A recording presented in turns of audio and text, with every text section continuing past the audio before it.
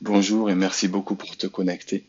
Je te conseille de t'abonner parce que toutes les semaines, je vais prendre un sujet qui peut paraître un peu abstrait ou compliqué de la science et je vais le démystifier, le décortiquer, le rendre accessible à tout le monde. En fait, tu n'as pas besoin d'avoir un certificat en sciences ou en médecine pour comprendre cette vidéo-là.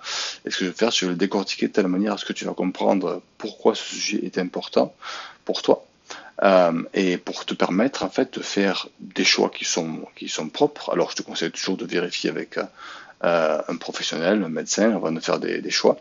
Mais ces informations-là, en fait, mon but c'est d'éduquer les personnes, de leur donner ces informations que j'ai appris à travers les années et qui m'ont permis de faire les choix qui ont transformé ma vie de manière extrêmement positive. Comme ça, toi, tu peux faire tes choix aussi pareillement et partager ça avec d'autres personnes. Donc le sujet en fait que je voulais aborder cette semaine, c'est un sujet qu'on me pose pour la question en fait, c'est pourquoi on ne peut pas manger la même chose à 20 ans qu'à 40 ans. Ou alors on peut, mais on n'a pas les mêmes résultats, quoi. À 20 ans, on peut manger plein de malbouffe et on s'en sort très très bien, alors que si on fait ça à 40 ou à 50 ans, on va payer les fruits un peu plus cher. Donc voilà, je voulais juste expliquer un petit peu ça pour comprendre en fait la science derrière ça et pour aider en fait pour vous aider à faire les bons choix. Donc en fait, le corps réagit extrêmement différemment et c'est vraiment de la biologie en fait qu'on va faire un petit peu aujourd'hui. Il y a deux raisons principales pour ça, pour être vraiment très simple. La première, elle est plutôt du côté musculaire. La deuxième, c'est plutôt cellulaire. Mais je vais vous expliquer de manière super simple. Donc, à partir de 30 ans, on a un processus en fait qui commence en nous, qui va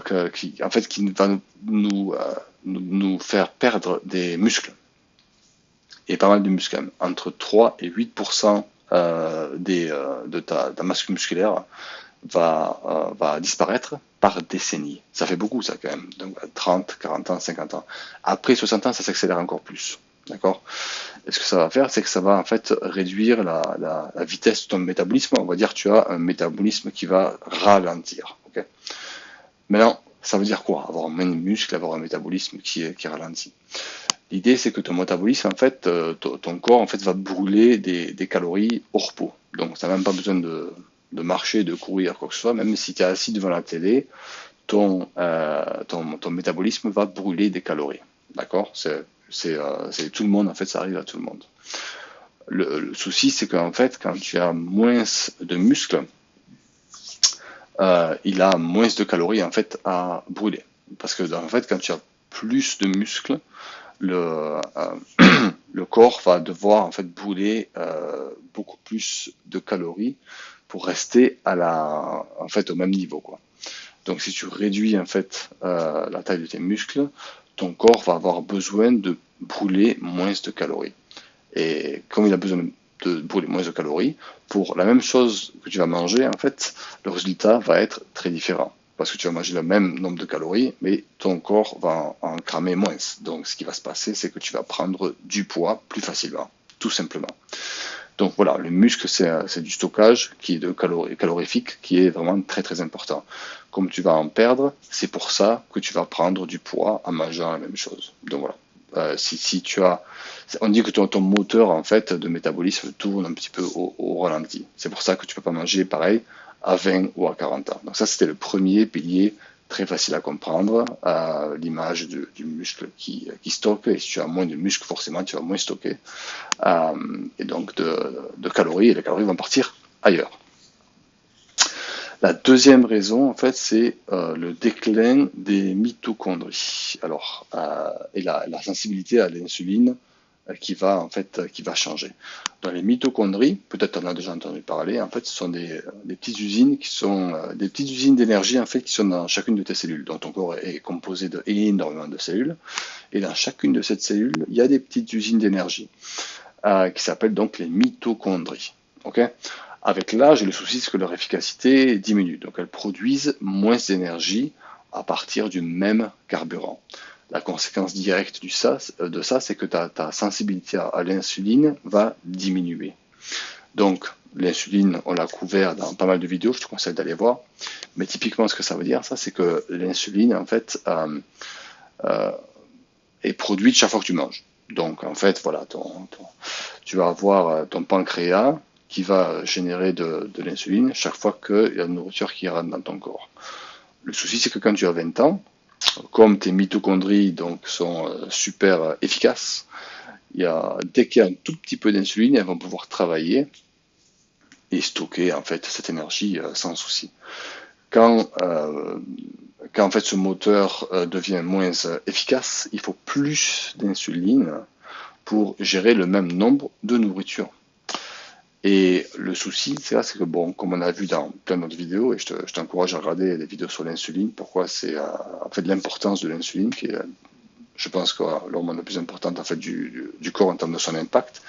Plus tu as d'insuline, en fait, et plus ton corps va être résistant à l'insuline, ce qui peut potentiellement être lié à l'apparition de maladies telles que le diabète de type 2, Alzheimer ou des problèmes cardiovasculaires. La science a réussi à lier en fait ces processus-là.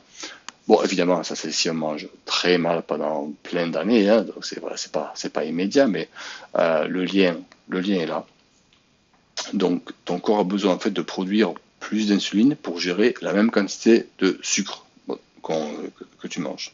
Donc, à terme, si rien ne change, ça va évoluer en une résistance à l'insuline. J'ai fait une vidéo là-dessus, je t'encourage à la regarder. Donc, en fait, bon, c'est pas une fatalité. Si tu veux pas arrêter le processus de vieillissement, pas encore du moins, mais tu peux le ralentir massivement.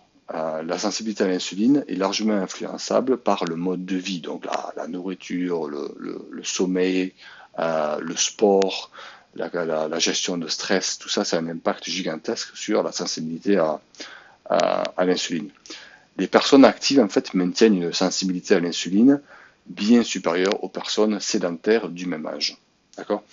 Donc, même si ça ne veut pas dire d'aller faire un marathon tous les jours, mais si tu fais, je sais pas moi, 3 marches de 10 minutes par jour, après chaque repas, par exemple, si tu manges 3 fois par jour, ça peut être déjà quelque chose de vraiment bien, quoi. Mais ce qu'il faut éviter, c'est d'être en fait sédentaire, c'est d'être des heures et des heures durant assis à rien faire. Il faut toujours être un petit peu, voilà, on dit toutes les 45 minutes, faire je sais pas, 20 secondes, quelque chose, quoi. Là, il ne faut pas être sédentaire, ça a eu un impact assez important. Donc l'impact au quotidien, c'est ce que tu manges à 20 ans peut aujourd'hui en fait être stocké comme graisse. La récupération après l'effort, en fait, est plus lente. La gestion du sucre et de l'énergie est moins efficace et tu ressens plus de fatigue après le repas. Donc c'est souvent un signe en fait de la sensibilité à l'insuline qui baisse. Alors on a recouvert maintenant les deux facteurs extrêmement importants, donc qui sont les muscles, la perte de muscles, et la deuxième chose qui est l'efficacité des mitochondries et la sensibilité à l'insuline. Donc ça, c'est les deux concepts qu'il faut comprendre, qu'on a vus. Maintenant, on va passer aux conseils pratiques. Il y en a 3. Il y a 3 choses que tu peux faire pour ralentir ces processus-là. Tu ne peux pas les arrêter, mais tu peux les ralentir, qui te permettent d'allonger la période de ta vie où tu es en bonne santé. Voilà, parce qu'on parle toujours d'allonger la fin de vie, mais en fait, l'idée quand même, c'est d'allonger la période dans laquelle on est encore très mobile et en très bonne santé pour le plus longtemps possible. Et ça, c'est ce que tout le monde veut. Hein. Donc là, les conseils pratiques là-dessus, en fait, il y a 3 choses. La première, c'est augmenter la quantité de protéines que tu manges. Donc les protéines, c'est hyper important. Tu verras, il y a plein de vidéos que j'ai fait là-dessus.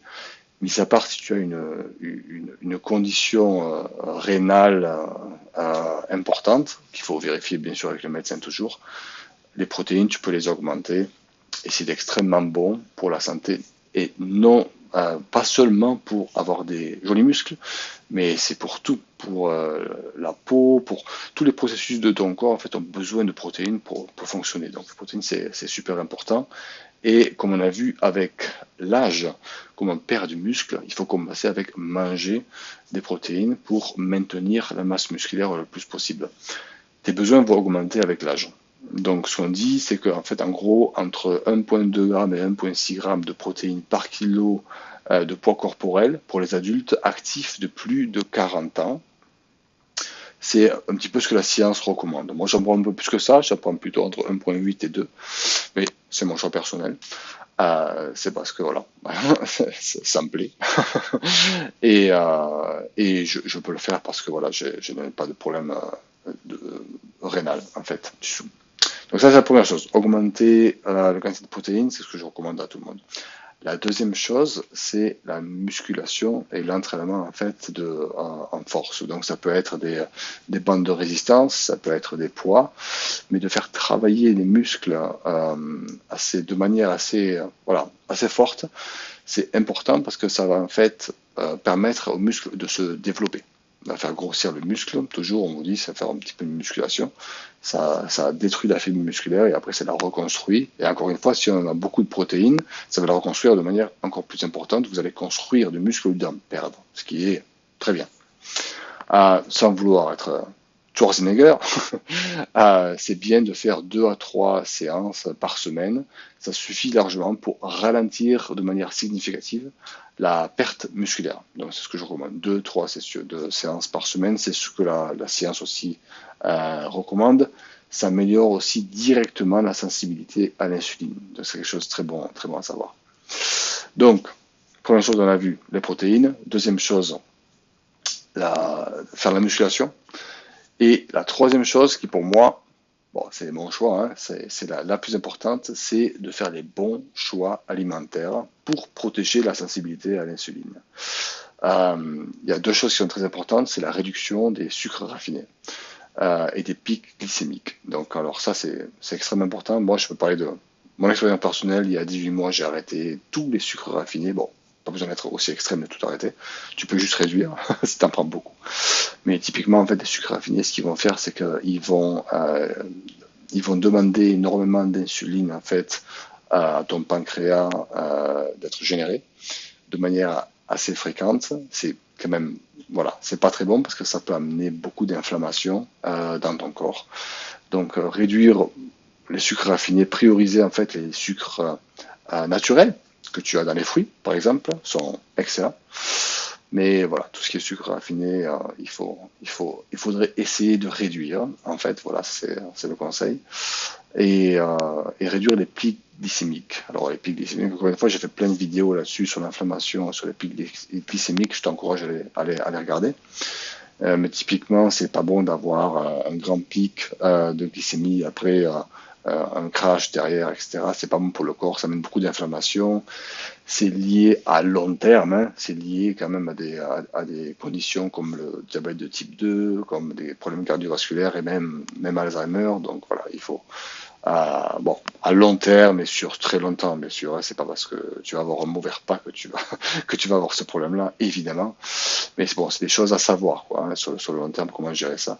Et prioriser les aliments à index glycémique assez bas. Donc, ça, encore une fois, je te conseille de faire des recherches et de t'assurer que, par exemple, tu vas commencer toujours par manger pas mal de fibres, pas mal de protéines, et après, au niveau au niveau des glucides, prioriser les glucides naturels, quoi. Voilà, parce qu'il y a des glucides un peu partout dans l'alimentation. Tu peux faire ta recherche, tu verras, c'est assez intéressant. Mais voilà, prioriser les fibres et les protéines. Moi, personnellement, je fais un régime très haut en fibres, très haut en protéines et extrêmement bas en inflammation. Donc, c'est tout ce qui est sucre raffiné, tout ce qui est les farines aussi. Donc, ça, j'ai complètement arrêté. Et je vois la différence énorme. Bon, c'est mon choix personnel. Hein. Chacun fait ce qu'il veut vu les informations qu'on a. Ok, bon, alors, on a fait le tour maintenant de ce qu'on voulait, parler.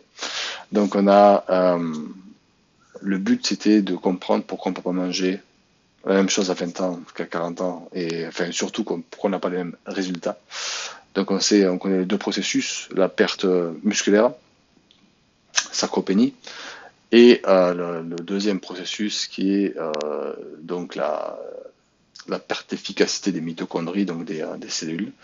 Et on a trois petits conseil qui est d'augmenter les protéines avec l'âge, qui est de faire de la musculation et de prioriser les aliments, en fait, de changer un petit peu sa nutrition, de l'adapter en réduisant les sucres raffinés et aussi en essayant d'éviter les pics de glycémie. Donc voilà, j'espère que ça a été utile, que tu as appris quelque chose. Si tu penses que c'est quelque chose qui pourrait être utile à quelqu'un d'autre, n'hésite pas à le faire suivre également. Je te remercie pour ça.